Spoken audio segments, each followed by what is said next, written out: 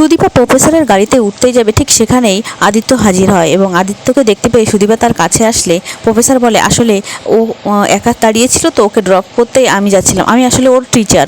তখন আদিত্য বলে, আমি ওর হাজবেন্ড। তখন প্রফেসর জিজ্ঞাসা করে, আপনি ওর হাজবেন্ড? আদিত্য বলে, কেন, আমাকে দেখে মনে হচ্ছে না, আমাদেরকে দেখে মনে হচ্ছে না কি আমরা হাজব্যান্ড ওয়াইফ?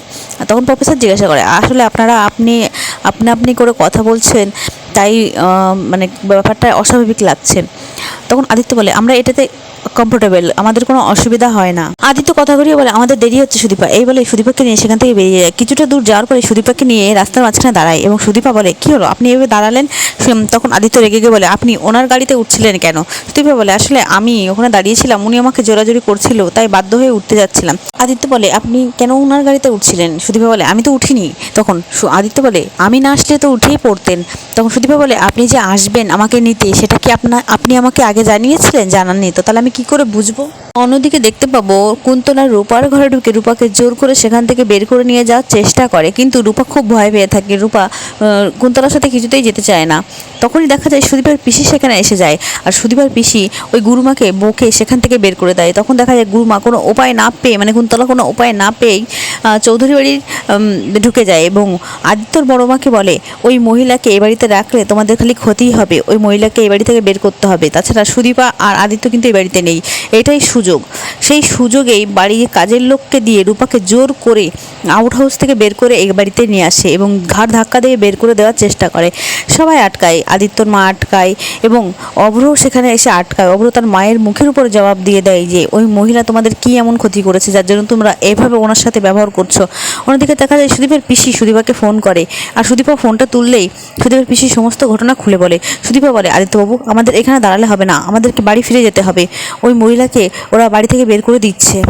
কুন্তলা রূপার কাছে আবারও যায় এবং রূপাকে বলে, রূপা তুমি চলো, তুমি আমার সাথে চলো, একটা সুন্দর জায়গায় তোমাকে নিয়ে যাব।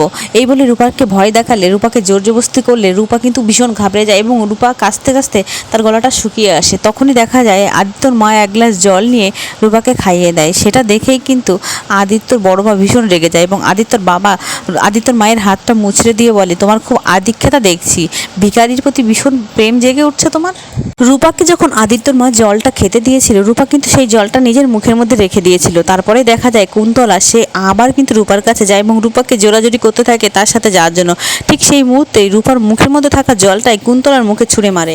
রূপার এমন ব্যবহার দেখে আদিত্যর বাবা ভীষণ রেগে যায় এবং তাকে জোর করে ঘাড় ধাক্কা দিয়ে বাড়ি থেকে বের করতে যাবে। সেখানে অভ্র চলে আসে এবং বলে, কাকামণি, তোমার কি অসভ্যতামি, তুমি ওনার সাথে এরকম আচরণ করছো?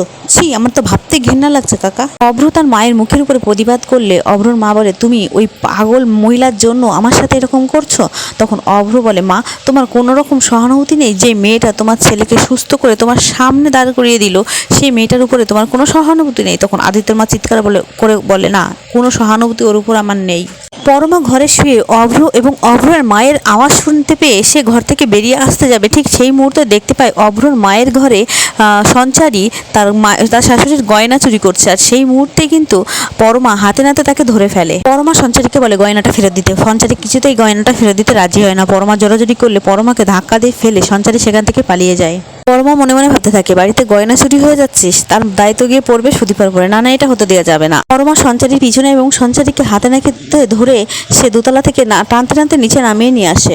আদিত্যর বাবা বলে, বড় বৌমা, তুমি ওকে এভাবে টানতে টানতে এখানে নিয়ে আসলে কেন? তখন সুদীপা পরমা বলে যে, আসলে মায়ের ঘর থেকে ও গয়না চুরি করছিল, সেটা আমি নিজের চোখে দেখেছি, নিজে হাতে ওকে ধরে নিয়ে এসেছি।